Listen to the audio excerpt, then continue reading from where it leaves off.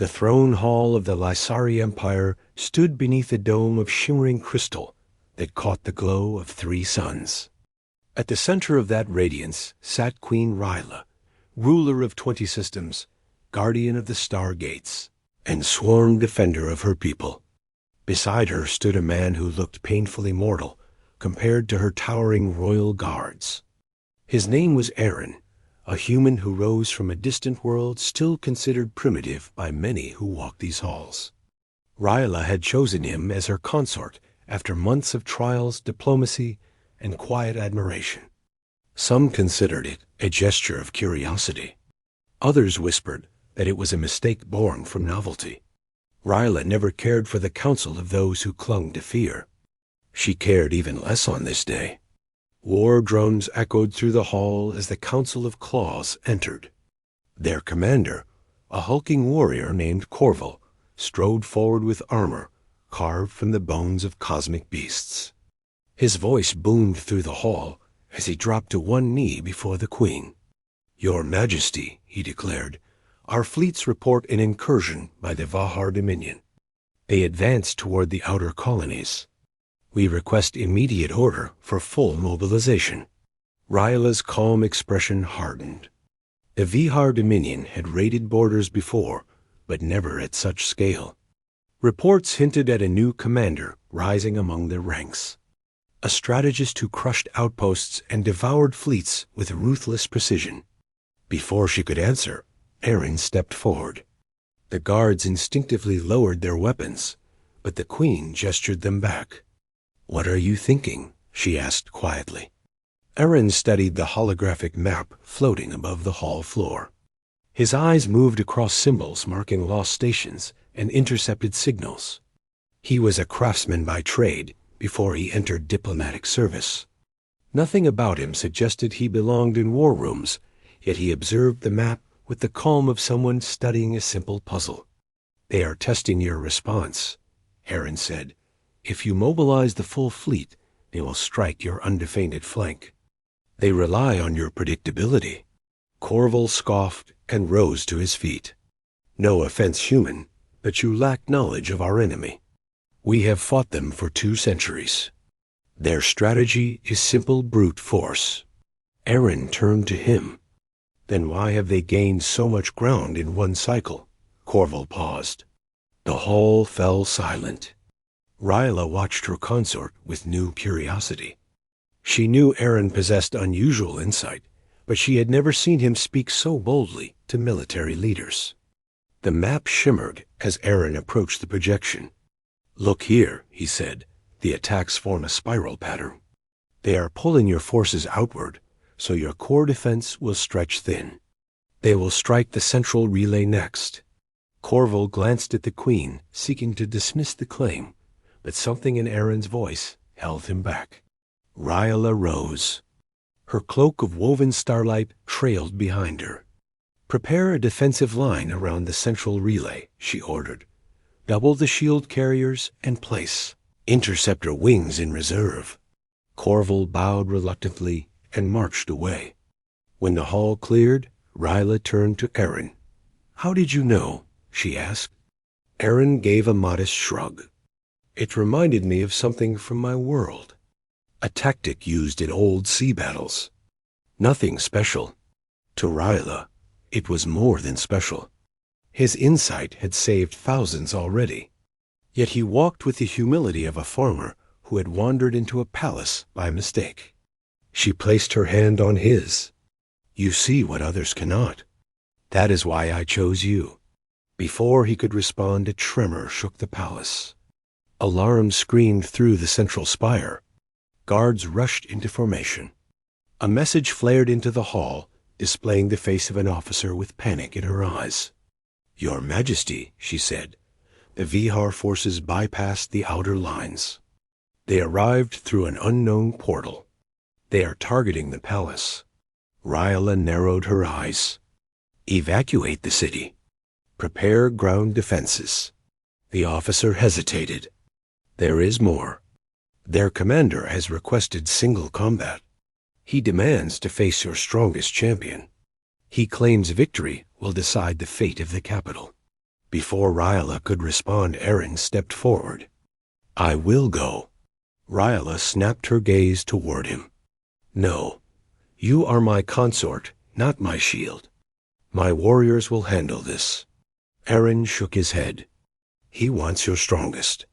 Your commanders are powerful, but rigid. He will anticipate them. He will not anticipate me." "You cannot face a Vihar commander," Ryla insisted. "Their bodies are made for battle. They channel energy through their armor.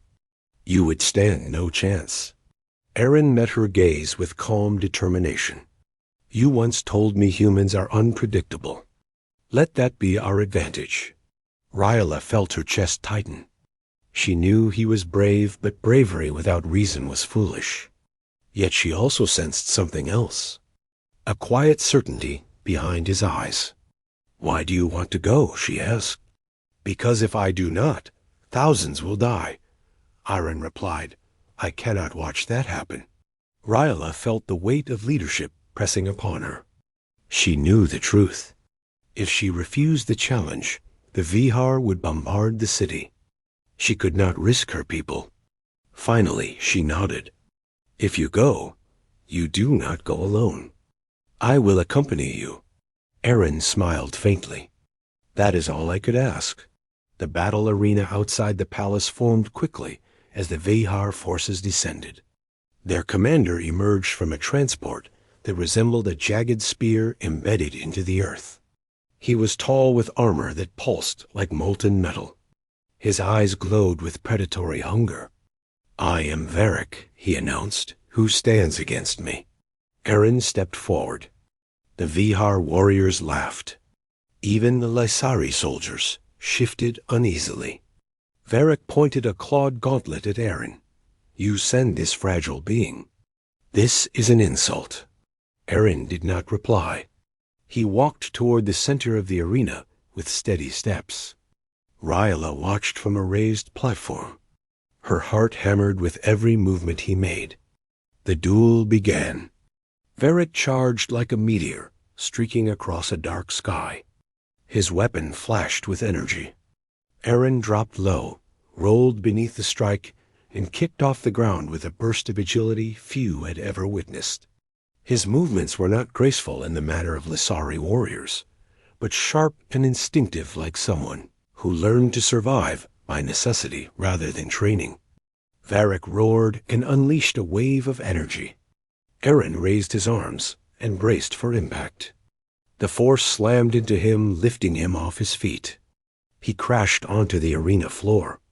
Ryla gasped, but Aaron pushed himself up. Blood ran from his lip, but his eyes burned with focus. "Human, stay down," Varric snarled. Aaron spat to the side. "No," Varric lunged again. Aaron sidestepped and struck the joint of Varric's armor. A crack appeared. The Vihar commander snarled in surprise. Aaron moved with purpose, reading his opponent's rhythm. He was not stronger. He was not armored. But he understood something deeper. Humans had always survived, not by power, but by adaptation. Every strike Aaron delivered targeted a flaw. Every dodge forced Varric to shift weight.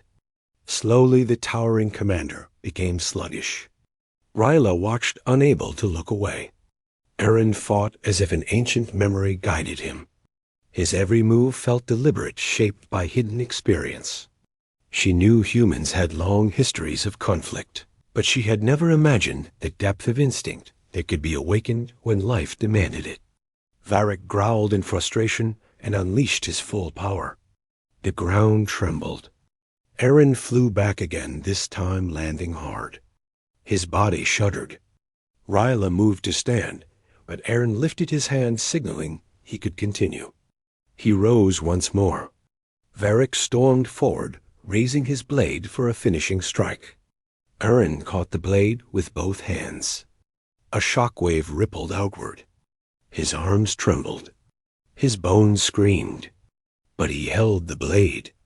Held it with a force that defied logic. The arena erupted in gasps. Aaron twisted the blade's hilt, causing the cracked joint to snap fully. He wrenched the weapon free and drove its edge into Varric's armor.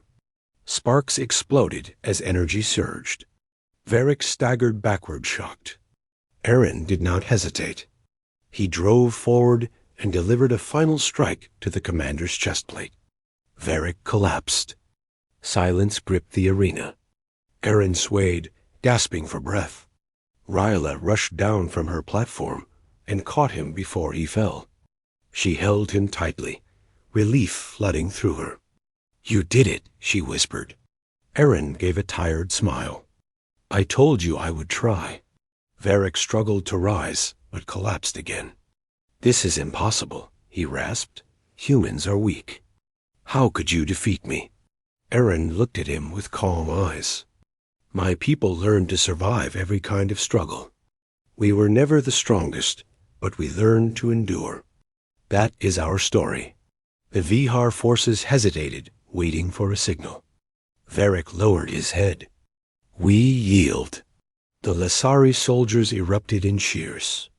The Vihar retreated and withdrew their fleet, leaving the capital unharmed. Rayla guided Eren back into the palace.